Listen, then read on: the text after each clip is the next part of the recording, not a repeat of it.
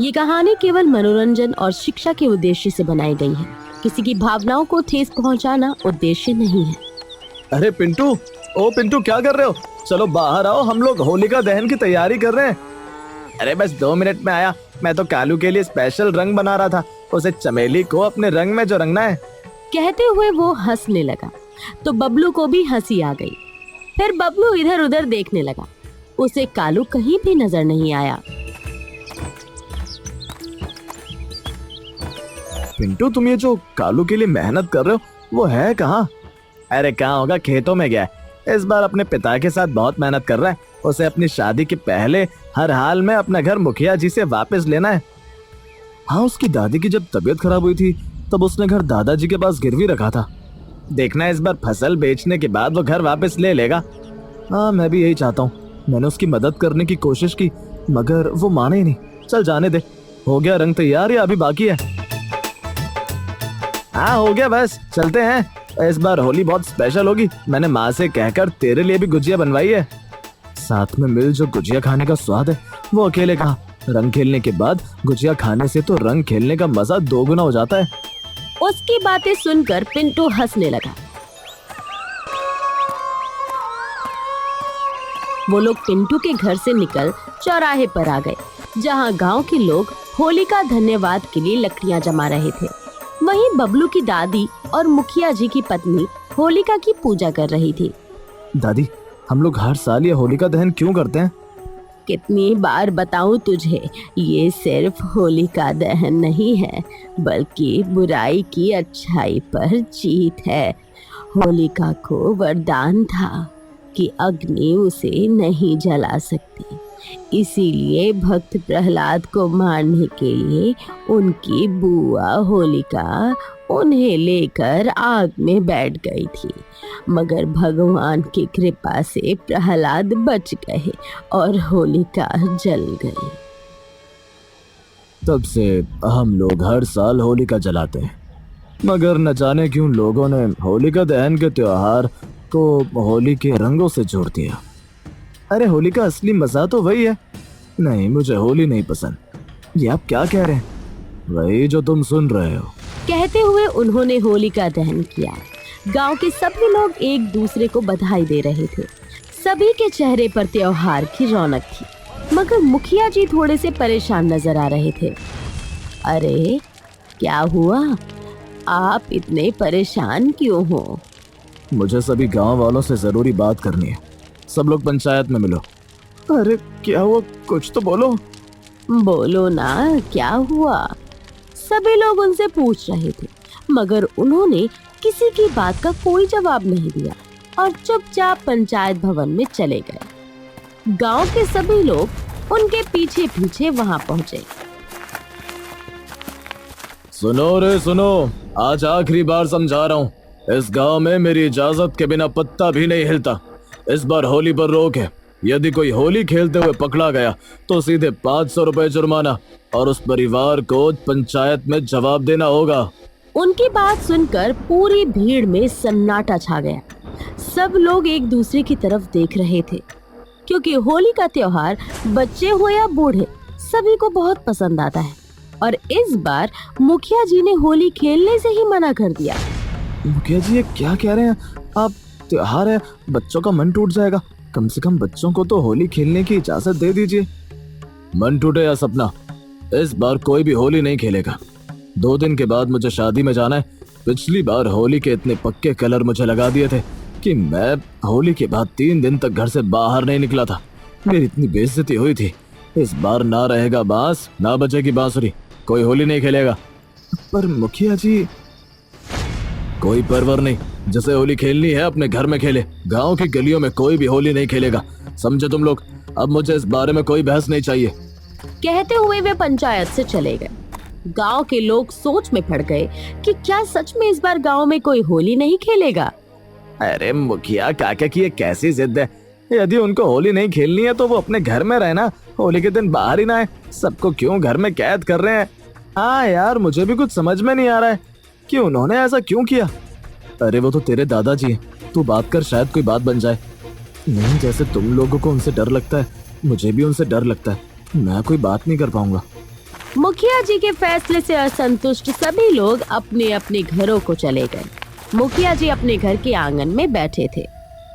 मेरे घर वालों को लगता है कि गांव में सब मुझसे डरते हैं, कोई बात नहीं करता, पर इज्जत इसी से बनती है। यदि उन लोगों को डराऊं नहीं तो ये लोग मुझे ही कुछ न समझे। अरे, मैं ये क्या सुन रही हूँ? अपने गांव के लोगों को होली खेलने से मना कर दिया? हाँ, कर दिया मना। अब तुम भी राशन पानी लेकर मेरे ऊपर चढ़ जाओ। लोगों के साथ सख्त ना हो तो वो लोग सर पर चढ़ने लगते हैं। अरे, ये क्या बात हुई? आपको होली नहीं खेलनी तो लोगों को तो खेलने दो। तो क्यों उन लोगों की तरफदारी कर रही है? मैंने एक बार मना कर दिया मतलब कर दिया। गांव की गलियों में कोई भी होली नहीं खेलेगा। कहते हुए मुखिया जी गुस्से में अपनी पत्नी की तरफ देखने लगे। उन्हें गुस्से में देखकर उनकी पत्नी डर गई और कुछ नहीं बोली, मगर उनके मन में कहीं ना कहीं ये था कि उनके पति के कारण लोगों का त्योहार खराब ना हो। वो सोचने लगी कि आखिर ऐसा क्या करे ताकि लोग त्योहार पर आनंद ले सकें, क्योंकि होली तो रंगों का ही त्योहार है और बिना रंग के होली कैसी। कुछ तो करना होगा, मगर क्या? अरे पिंटू की अम्मा, क्या कर रही हो? गुजिया पापड़ी बनाई या नहीं? अरे बसंती बहन, इस बार तो त्योहार फीका ही है, क्या ही बनाएंगे? बच्चों ने कुछ भी बनाने से मना कर दिया है। अरे ऐसे कैसे? कुछ तो बना लो, वरना बच्चों का मुंह किससे मीठा करोगी? अरे ये तो देखो, गांव की गलियां कितनी सुनसान है। ये ढोल वाले भी कल तक जो खुशी खुशी होली की तैयारी कर रहे थे, उन लोगों ने भी अपने ढोल रख दिए हैं, क्योंकि जब होली ही नहीं होगी तो उनके ढोल कौन पूछेगा। एक तरफ जहां गांव की औरतें बच्चों के उदास चेहरे देख खुद उदास थी, वहीं गांव के लड़के भी उदास हो सोच रहे थे कि वे लोग होली कैसे खेलेंगे। यार कुछ तो करना होगा, ऐसे हाथ पर हाथ धरे नहीं बैठे रह सकते। मेरी माँ ने तो साफ मना कर दिया, होली पर कोई शरारत मत करना। घर तो पहले से गिरवी रखा है, कहीं मुखिया जी नाराज हो गए तो हमें जमीन से भी हाथ ना धोना पड़े। मुखिया जी ने त्योहार नहीं बनाने के लिए भी कानून बना दिया है। हमारे बड़े भी उनके आगे कुछ नहीं बोल पाते। क्यों ना हम लोग पास वाले गांव में जाकर होली खेलें? अरे नहीं, मुझे तो यही होली खेलनी है। मैंने तो चमेली से वादा किया था कि सबसे पहले कलर उसे ही लगाऊंगा। कैसे भी कोई भी कुछ तो जुगाड़ करो। अब हम क्या ही कर सकते हैं? मुखिया काका के आगे कोई कुछ भी नहीं बोल सकता है। मतलब कोई कुछ नहीं बोल सकता तो क्या वो अपनी मनमानी करेंगे? नहीं, अब सुबह होने दो। कुछ ऐसा करेंगे कि ना किसी का त्योहार खराब होगा, ना कोई जुर्माना देगा, और दादाजी खुद सोचने पर मजबूर हो जाएंगे। गांव में होली जरूर मनेगी। मगर तू क्या करेगा? वो तो नहीं पता, कुछ सोचते हैं। सभी लोग बातें करते हुए अपने अपने घर चले गए। किसी को भी नींद नहीं आ रही थी। बबलू बिस्तर में लेटा हुआ कुछ सोच रहा था। तभी कुछ देर बाद मुखिया जी के घर के दरवाजे पर दस्तक हुई। अरे इतनी रात गए कौन होगा? क्या पता, शायद किसी को जरूरी काम होगा, वरना इतनी रात में कोई किसी के घर नहीं आता। कहते हुए मुखिया जी और उनकी पत्नी दोनों उठकर दरवाजे के पास आए। जैसे ही उन्होंने दरवाजा खोला, वहाँ कोई नहीं था। मुखिया जी घर के बाहर निकलकर उस व्यक्ति को ढूंढने लगे जिसने दस्तक दी थी। कौन है? कौन है? सामने आओ। कुछ देर आवाज देने के बाद भी कोई सामने नहीं आया तो मुखिया जी नाराज हो गए।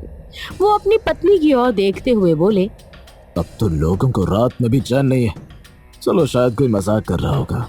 कहते हुए वो घर के भीतर जाने लगे। तभी उन्हें धरी पर रखा हुआ एक लिफाफा नजर आया। दोनों पति पत्नी उस लिफाफे को देखकर एक दूसरे की तरफ देखने लगे। अब ये क्या है? कहते हुए उन्होंने लिफाफा खोला तो अंदर 500 रुपए और एक चिट्ठी रखी थी। बुरा न मानो, होली है, कल के जुर्माने के पैसे आज ही एडवांस में। चिट्ठी पढ़ने के बाद मुखिया जी वापस घर के बाहर आए और इधर उधर देखने लगे। कोई भी नजर नहीं आया था। उन्होंने अपनी पत्नी को चिट्ठी दी और गुस्से में बोले, देख रही हो अब लोगों की हिम्मत कितनी बढ़ गई है। मुझे जुर्माने के पैसे एडवांस में दे रहे हैं। मैं भी देखता हूँ कौन है जिसने मुझे चुनौती दी है, जिसने मुझे इस तरह से चैलेंज किया है। कल किसी भी हालत में कोई होली नहीं खेलेगा। अगले दिन होली थी, मगर हर वर्ष की तरह आसमान में रंग नहीं बल्कि मायूसी छाई हुई थी। दोपहर का समय था। सूरज सिर पर चढ़कर जैसे पूरे गांव पर अपनी धाक जमा चुका था, लेकिन गांव में हर तरफ सन्नाटा था। लेकिन ये सन्नाटा शांति का नहीं, डर का था। मुखिया जी अपने घर के आंगन में खड़े होकर गांव के चौराहे की तरफ देख रहे थे। पूरी गलियां सुनसान देखकर उन्हें खुशी हो रही थी। देखा, मुझे चैलेंज कर रहे थे। गांव में देखो कितना सन्नाटा है, कोई भी मेरी मर्जी के बिना कुछ नहीं कर सकता। आपके कारण गांव में सन्नाटा है। त्योहार के दिन मातम पसरा हुआ है। बच्चों को होली खेलने की इजाजत दे दीजिए। मुझे मत सिखा क्या करना है। होली तो कल हो गई, हम लोगों ने साथ में मिलकर होली जलाई ना। अब रंगों से क्यों खेलना, बिना मतलब पानी और रंग की बर्बादी है। आपको तो कोई नहीं समझा सकता। कहते हुए वो घर के अंदर चली गई। मुखिया जी आंगन में अकेले खड़े थे। तभी अचानक एक सफेद नकाब डाले एक व्यक्ति उनके सामने आया और उनके चेहरे पर रंग लगा दिया। ये देखकर मुखिया जी बहुत नाराज हो गए। वो व्यक्ति हंसते हुए वहां से भाग गया। गुस्सा होते हुए मुखिया जी उस व्यक्ति के पीछे भाग रहे थे। रुक, कौन है तू? तेरी इतनी हिम्मत, तूने मुझे रंग लगाया। तुझ पर और तेरे पूरे परिवार पर जुर्माना करूंगा। कहते हुए वो गांव के बीचों बीच चौराहे पर आकर खड़े हो गए। गांव के सभी लोग शोर सुनकर अपने घरों से बाहर निकले। उन्होंने देखा मुखिया जी के चेहरे पर रंग लगा हुआ है और एक नकाबपोश व्यक्ति उनके सामने खड़ा है। अरे ये कौन है? इसके पीछे मुखिया जी भाग रहे हैं। शायद इसने मुखिया जी को रंग लगा दिया, इसीलिए मुखिया जी इसके पीछे भाग रहे हैं। होली के दिन सफेद कपड़ा सोना लगता है। काश इसका नकाब भी रंग बिरंगा होता। ओए, कौन है तू? भागना मत, वहीं खड़ा रहे। कौन है तू? अपना चेहरा तो दिखा। चेहरा देखकर क्या करोगे? मैंने तो कल तुम्हें जुर्माने के पैसे दिए थे। तो वो तू था जो रात को मेरे घर आया था। सारी रात मैं तेरे बारे में ही सोच रहा था। रुक, अभी तुझे मजा चखाता हूँ। कहते हुए वो उस व्यक्ति के चेहरे से नकाब निकालने के लिए आगे बढ़े तो वो नकाबपोश व्यक्ति 2 कदम पीछे हट गया। अब सभी लोगों को यह जानना ही था कि इस नकाब के पीछे आखिर है कौन। बुरा ना मानो, होली है। नाम बता पहले, फिर मैं तुझे और तेरे परिवार को मजा चखाता हूँ। आप मुझे मजा बाद में चखाना, मगर मुझे पहले आपकी पत्नी को रंग लगाने दो। कहते हुए उसने मुखिया जी की पत्नी को भी रंग लगा दिया। मुखिया जी की पत्नी के चेहरे पर मुस्कुराहट आ गई। उन्होंने बदले में उसका सफेद नकाब रंगों से भर दिया। गांव के सभी लोग मुस्कुराने लगे थे, मगर मुखिया जी को गुस्सा आ रहा था। उन्हें लग रहा था कि मानो किसी ने उनकी सत्ता को चुनौती दे दी हो। अरे कालू, कौन होगा इस नकाब के पीछे? आवाज तो जानी पहचानी लग रही है। जो कोई भी है, इसने काम बड़ा अच्छा किया है। कहते हुए कालू आगे बढ़ा और उसने वहीं खड़ी चमेली को रंग लगा दिया। चमेली के चेहरे पर भी मुस्कुराहट आ गई। उसने भी कालू के चेहरे पर रंग लगा दिया। अब सभी लोग होली खेलने लगे थे तो मुखिया जी गुस्सा होकर जोर से बोले, रुक जाओ सब लोग। खबरदार, जो किसी ने होली खेली तो मुझसे बुरा कोई नहीं होगा। और तू जो कोई भी है, पहले तो मैं तुम्हें बच्चा समझकर माफ करने की सोच रहा था, मगर अब तेरे परिवार का हुक्का पानी इस गांव से खत्म। अब और किसी को होली खेलनी है या सब अपने अपने घर जा रहे हैं? मुखिया जी का गुस्सा देखकर सभी लोग होली खेलते हुए रुक गए। उनकी पत्नी आगे आई और उन्होंने खुद को उस नकाबपोश इंसान के चेहरे पर से नकाब हटा दिया। सब लोग वह चेहरा देखकर दंग रह गए, क्योंकि वो कोई और नहीं बल्कि मुखिया जी का पोता बबलू था। मुखिया जी अपने पोते को देखकर अपना गुस्सा ही भूल गए। बबलू सर झुकाए खड़ा था और फिर अचानक अपने दादा के पैरों में गिर गया। बबलू, तू मेरी बात तूने नहीं मानी। यदि मेरे आदेश की अवहेलना करेंगे तो गांव के लोग मेरा सम्मान कैसे करेंगे? उनकी बात सुनकर बबलू की आंखों में आंसू आ गए। उसने उनके पैरों में रंग लगाया और धीरे से बोला, यही तो मैं चाहता हूँ कि सब लोग आपकी बात माने, आपका सम्मान करें। आपको लगता है कि आप लोगों को डांट कर, गुस्सा कर अपनी बात मनवा लेंगे तो वो आपका सम्मान करेंगे? नहीं, वो लोग पीछे पीछे आपकी बुराई करते हैं। आपने पूरे गांव की होली छीन ली। और आज ये होली में आपका सम्मान छीनने नहीं आया बल्कि देने आया है। यदि इसे सजा दोगे तो मैं सजा की हकदार हूँ, क्योंकि आइडिया मेरा ही था। तो तू भी इस बच्चे के बचपन में शामिल थी, तुम्हें भी मेरी इज्जत की परवाह नहीं। मैंने आपकी खोई हुई इज्जत वापस की है। इस कालू की तरफ देखो, इसे अपने मंगेतर चमेली के साथ होली खेलनी थी, मगर आपकी बंदिशों के कारण वो होली नहीं खेल पा रहा था। और ये पिंटू की माँ को देखो, इसने अपने घर में कोई मिठाई नहीं बनाई क्योंकि पिंटू का मन उदास था। आज जहाँ ढोल नगाड़ों का शोर होना था, वहाँ मातम पसरा हुआ है और ये सब आपकी जिद के कारण हुआ। और पति जब कोई गलती करता है तो पत्नी का फर्ज बनता है कि उसे सही रास्ता दिखाए।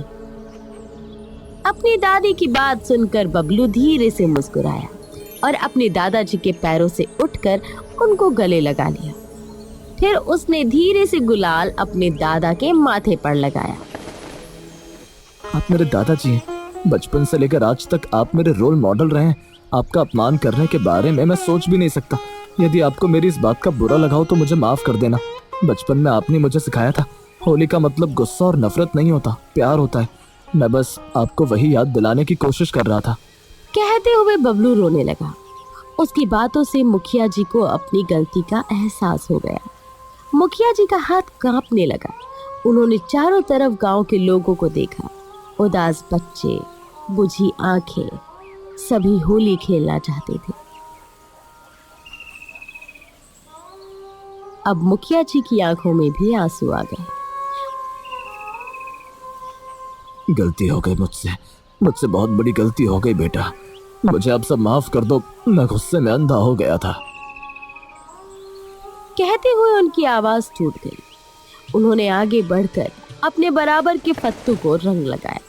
उन्हें मुस्कुराते देख गांव के सभी लोगों के चेहरे पर मुस्कुराहट वापस आ गई। आज से कोई जुर्माना नहीं, पूरा गांव होली खेलेगा और उसकी शुरुआत मैं करूंगा। उनकी बातें सुनकर एक पल की खामोशी छा गई। फिर शुरू हुआ शोर, हंसी, ढोल का दौर। गांव की गली में रंग उड़ने लगे। बच्चे दौड़ पड़े। सब एक दूसरे को रंग लगा रहे थे। मुखिया जी खुद भी रंगों में रंग गए। आज उन्हें रंग बुरे नहीं लग रहे थे, बल्कि बहुत ही प्यारे लग रहे थे। उन्हें इस तरह होली खेलते देख उनकी पत्नी के भी चेहरे पर एक प्यारी सी मुस्कुराहट थी। बबलू और पिंटू कालू और उसकी मंगेतर चमेली के साथ होली खेल रहे थे। उस दिन मुखिया जी ने सीखा, डर से नहीं, प्यार से इज्जत बनती है। और गांव वालों ने सीखा, रंग अगर दिल पर लग जाए तो सारी जिद भूल जाती है। लाल, हरा, पीला, नीला, आपके जीवन का हो हर रंग रंगीला। क्योंकि ये रंगों का त्योहार है जो दिल के धागों को जोड़ दे। यही सच्चा त्योहार है। प्राकृतिक रंगों से होली खेलें, पानी को बर्बाद न करें। आप सभी को बबली टून की पूरी टीम की तरफ से हैप्पी होली।